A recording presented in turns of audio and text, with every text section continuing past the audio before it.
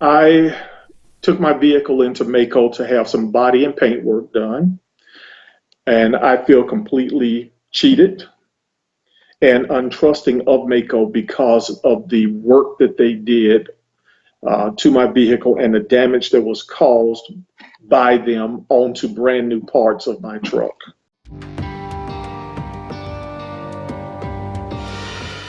I guess it's been about 2 years ago now that I bought the particular truck. I don't know if you see the pictures of it.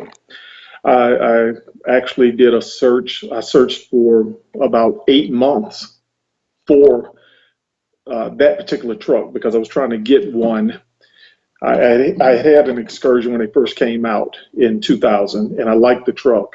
Didn't like the gas mileage on it, but I had heard about the diesel engines, which was a 7.3 diesel, and I did a search for this truck for probably about 8 months before I actually found one. There were only like 25 for sale in the whole country because nobody wants to get rid of it because of that engine. Well, I flew to New Mexico from Atlanta and actually drove it back here. So the truck was used on a farm early on or during its career.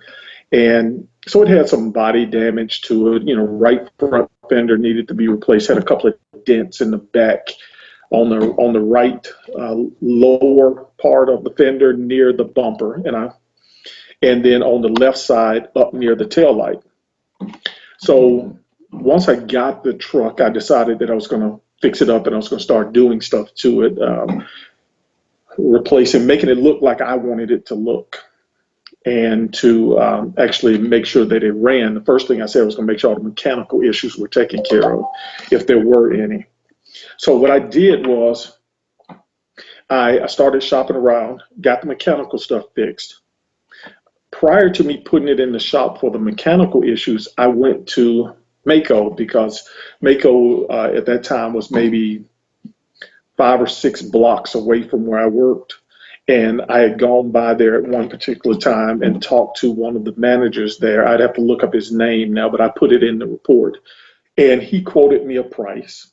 I had taken the truck over there to him and I showed him the truck. And mind you, every time I've gone to Mako, I've always driven that truck over there, and I've always brought the person I was talking to out to the truck so they could see it and I could actually physically point to them and show them, what I'm trying to have done. And that's important because later on down the line, he tried to say that they didn't know exactly what I was talking about, but and my defense was I showed you. But anyway, I went and got the mechanical stuff taken care of. After that, right before I put it in the shop, I went back to Mako. Now, this is months after the first visit. So I go over and I talk to a new guy at Mako who was there, because the other guy was no longer there. And I put his name in there too. I just don't remember it right off. But he said, well, we're going to honor the quote that you got before. And what I was having done was I was having the truck painted matte black, and the two dents that I talked about, they were in the back of the truck, the one near the bumper on the bottom right side of the fender, and the one by the tail light, upper part of the tail light on the left side, and the right front fender. Well, I took the truck over, I took him outside, I showed him all of the work that needed to be done that I was trying to get done. He said, we'll honor that price. I said, well, I bought it because at that time I had already bought a new front fender, new right front fender, and it was still capped. It still had the protective caps and was still wrapped and everything, which is also important because he said, and I'll get to that part, but anyway, all of the protective stuff was still on the truck. I mean, on the fender. So I take the truck, I get the mechanical work done, which took about 3 weeks or so for them to get everything done to it. And then I went over to Mako to get ready to drop it off. And I asked him, how long is this going to take? Initially, I was told it was going to take 3 days, which I was dropping it off on a Monday, and which meant I should have been done, Wednesday, or Thursday. I was saying Thursday. And in my head, I was like, it's probably going to be Friday. But they promised me like Wednesday, Thursday. So I started talking to them around Wednesday or so. And number one, I was upset because the work had not been done yet. And I was like, well, if we're going to have the work done, let's do it right. If it's going to take them a couple extra days, just don't sweat it. So Thursday comes by, and I talked to the guy, and he says they were having trouble getting the fender off, the right front fender, the original fender, because I have, if you look at the pictures on there, you see I have a big push bumper on the front of the truck. And they were saying he didn't have the tools to do it. He had to call somebody over there. And all of this is in there also. But he said he had to have someone to come from one of the other stores to get that bumper off of there, and it wouldn't be until the next day. But they would go ahead and have it ready that next day, which would be, I'm sorry, so this was Wednesday. So that would have been Thursday. So Thursday rolls by, and I just called to check and make sure. And he said, yeah, the guy was there, and he had taken it off and all this stuff, and they were getting everything sanded down, and it would be ready Friday, which was what I originally thought in my head. So I go in, I call them on Friday, truck's not ready, still not done. They haven't finished sanding it. He said they had gotten the dents taken care of and they put the new fender on, but they hadn't finished sanding and all this. So I said, okay, fine. He said, be ready that Monday. So that Monday rolls around, still not done.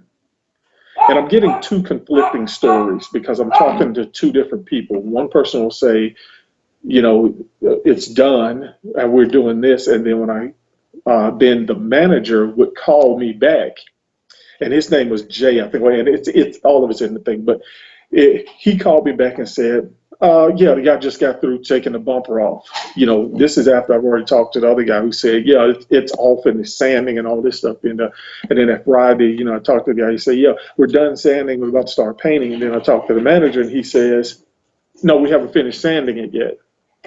So that Monday rolls around, and he knows at this time I'm supposed to be working out of town. And I was leaving that. Initially, it was supposed to be that Tuesday, but it turned out to be that Wednesday.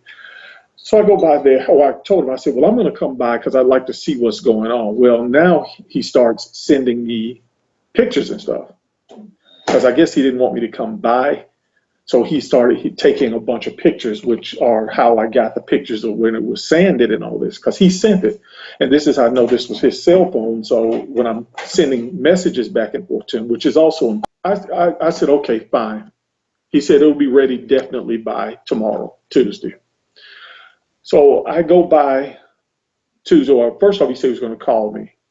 I didn't get a phone call from him at all. It was later in the evening or whatever, and I called, and I was told that the truck was not ready, and it was going to take another day or so to be ready. So what I told him, I said, look, I'm going out of town, and I'm not going to be back until I think it was the following Monday or something like that. So this gave them an entire other week to do this. When I get, because I'm going by recollection, but what happened was when I got over there, I went over there to pick up the truck that Tuesday. The truck had been painted. Well, when I got there, I don't know if you can see the last picture I put where it's a two-tone color on the top of the truck. Well, that front part that is now a different color than the rest of the truck. When I got there, the guy who was there, his name is Jay something, and I wrote all of that in there. He basically, they didn't call me. So I called them, and he said, yeah, the truck is ready. And he's like, well, we close at 5. It's like 4 something at this point. So I, get a ride over to the place. I think my daughter took me, and so I'm like, we get over there to the place. And of course I'm going to inspect it because now you've had my truck like 2 weeks. So I walk around the truck and I start seeing things. If you look up on the roof, the initial pictures I showed, like right above the windshield at the top, you could see where it was just still primer showing. The paint job wasn't completed. It's like they rushed to get it done and didn't do it correctly. So then I stood up on top or stood on the rail on the side so I could look at the top of the truck. And there were like swirl marks in the paint up the top. And then right on the front where the discolored area is, you could see it was like, first off, it was like they were spraying the top of it, and they had run the hose from the other side, and it was on top of the roof, and they were going back and forth. So it was like scratching the brand new paint on the top up there. Then the other thing was right by where the primer was showing on the front near the windshield, it was like a palm print, like somebody was bracing themselves on top of the roof and spraying and scratching and all of this stuff. So I pointed that out. Then I came down and I looked at the back window, the back hatch, right where the handle is.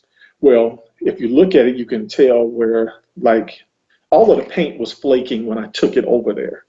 But it looked like on the back, they never sanded this part down. They just painted over the top of the flaking paint. So you can see what looks like flaking paint that's now stuck down by the new paint. And I took pictures of that. So then I go around to the front side. Well, I actually went to the front from kind of in backwards order from how I inspected it, but I was going to the left front fender. And down near where the headlight is, where it's supposed to, it's a little point there.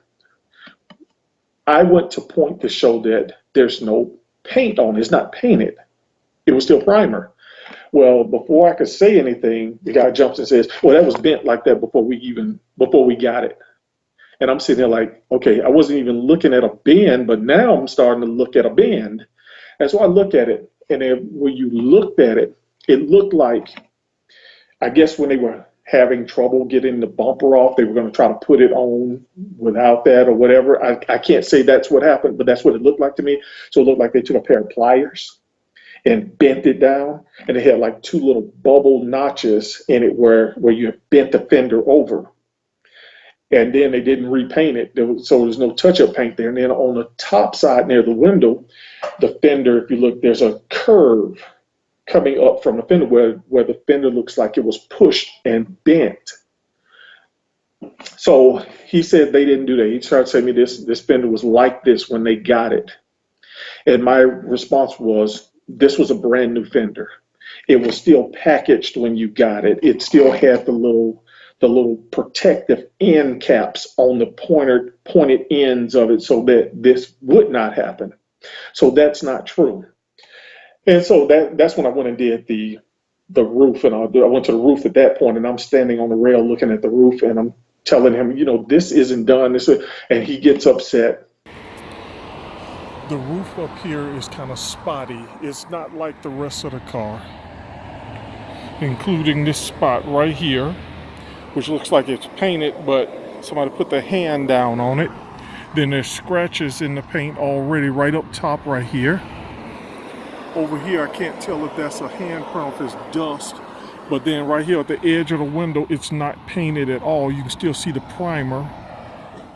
And he's like, well, I got to go and get my daughter from school. It's like 5 o'clock. I got to get my daughter from school now.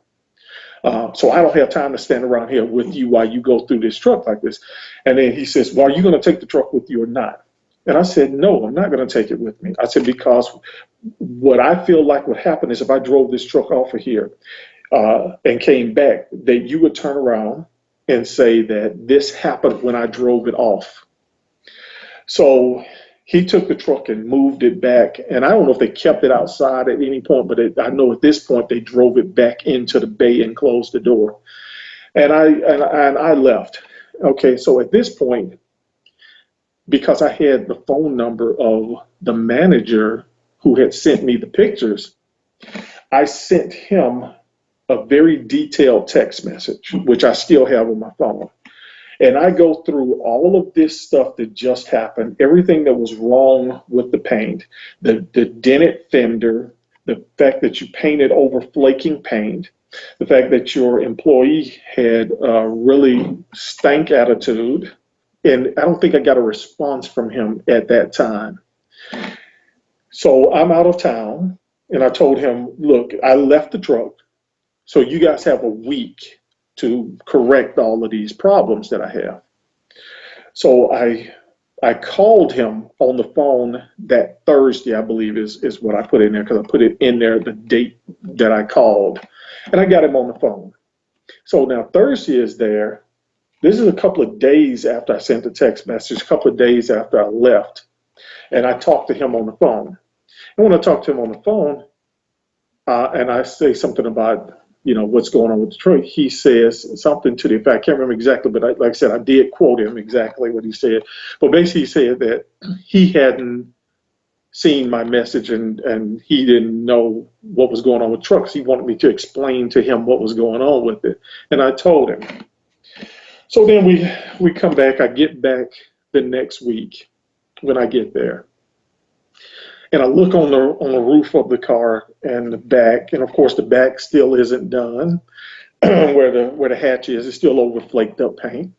The top now, it didn't look as bad as it did, I guess because it was just done, because it didn't look that two-toned on the top, but it did not match, and you could look at it. And up near where I told you the primer was showing on the top, it looked like somebody had taken a paintbrush and like dabbed touch-up paint in there. Also on the piece of the fender where the paint was missing there, that's still dabbed and all that stuff. Well, at this point, I was just ready to get out of there, and I wasn't leaving my truck with them anymore. So I paid for it, and then of course I called and I did a police report, because I want to show, hey, this fender, my fender was not damaged. Oh, and then on top of it, here's the other thing, I forgot about this. When they put the fender and stuff on there, apparently when it was initially damaged, and I know they didn't cause it, when it was initially damaged by the previous owner, it maybe shifted, not the frame, but like the mounting part where the hood and fenders and stuff go. So it shifted like a quarter of an inch to the left. Well, that was part of what they were supposed to do, was to put the fender on and get everything seated properly on there. Because initially it seated in there, but after, when you do a diesel engine and you have to do the mechanical stuff to it, they have to take the engine out of the vehicle. Well, this is before the painting. So what the guy told me at the place where I did the mechanical work was, because the fender was damaged like that, the original owner, what they did was they rigged up the latch and shifted it a little so that the hood would close all the way. Well, when they put the truck back together from putting the engine back in, they put everything back where it was supposed to be. And now the hood closed all the way. So when I went over there and I showed them, they were like, yeah, we got all that, we'll put all that on there and all this stuff. Well, when they put it back together, it didn't. And I could take my hand and you could slide it between the fender and the hood. And I put a picture of that as well. I could put my hand in there. So it was off. So I took the truck. Of course, I called the police. I showed them all of this stuff because I wanted a report of it. Well, I was a police officer in a former life. So I know the Atlanta Police Department. I was with Birmingham Police Department. We were a certified police department, which is important to remember, because certified police departments, if you request a report, police officer at a certified police department has to write the report, regardless of how stupid you might think the report is. Well, this police officer didn't want to write the report, and of course I had to insist that he did, and I explained to him about certified police departments, and I knew about this. Well, he wrote the report, and then of course he interjected his opinion into the report, which he should not have. He should have just put in there what the issues were. But he went in and talked to the manager, and the manager turned around and told him, well, no, that was already bent like that when we got it, which of course was not true. But anyway, I went on. After I got the report done, I left. So I ended up having to take my truck to a body shop. I'm sorry, before this, in a text message from the manager, he said, because I sent him along with the other list of things that was done, I had put in there about where I could put my hand and the fender wasn't on there. I mean, the hood and everything wasn't aligned and also. He sent me a message saying that he couldn't align it any better than he did because he needed an A-frame machine, which he didn't have. And he said he didn't know it was that way. And then my thing was, I showed it to you. I brought the truck, and he was one of the ones I actually showed this to, and what I was trying to get done. So I showed you this. So you had to have known because you saw it with your own eyes. So, but what ended up happening after that, I ended up having to take it to a body shop, and I had to spend another $566 fixing something that they told me that they had already, I mean, that they were going to be able to do, and then that was included in this price, but they did not do it.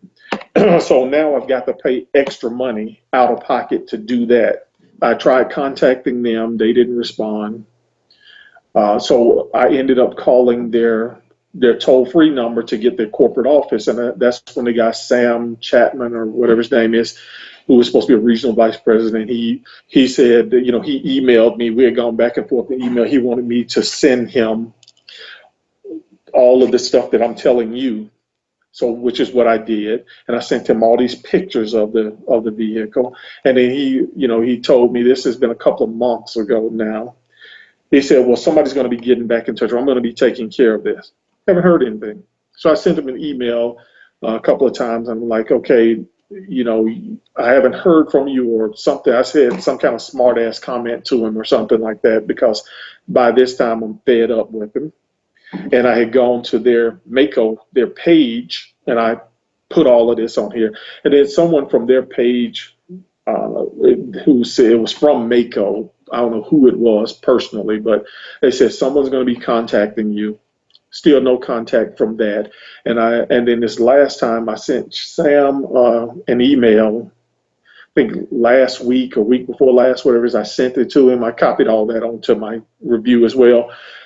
And then I got a bounce back that says that, that's not a valid email address now. So now I'd have no contact within there because he is not even responding, or I'm going to say he's responding. Maybe he's not there anymore, or maybe he changed his email address, or I don't think he blocked me because I wouldn't get that message. But I mean, who knows?